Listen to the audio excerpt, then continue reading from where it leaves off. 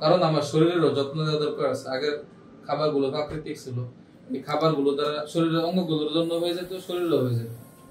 আর এখন আমাদের শরীরে যে হার্ট, লিভার, কিডনি সারাদিন খাটে, এগুলো একটা বয়সে যায় দুর্বল হয়ে যায়, অসুস্থ হয়ে যায়। অপারেশন ডাক্তার কত কিছু করতে হয়।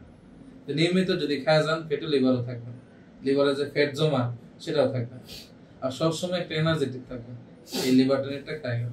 এই জন্য এটা দিয়ে কোম্পানি করছে যে এটার মাধ্যমে মানুষ আমার মোমেন্টামকে চিনবে। এরপরে আমরা অ্যালার্জির জন্য সাফিং নিয়ে গবেষণা করতেছি, ডায়াবেটিস নিয়ে গবেষণা করতেছি। আমরা গবেষণাকৃত এমন ওষুধ আনবো যেটা 90% লোকের কাজ করে, আমাদের রেপুটেশন লেভেল ঠিক থাকে।